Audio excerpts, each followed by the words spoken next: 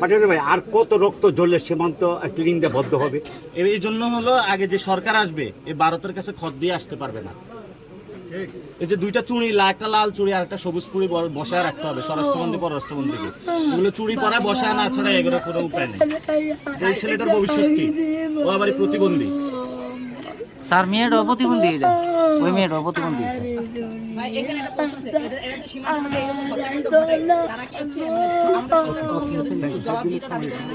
সরকার তো হলো নিজের সবকিছু বর্গা দিয়ে আসছে ইন্ডিয়ার কাছে।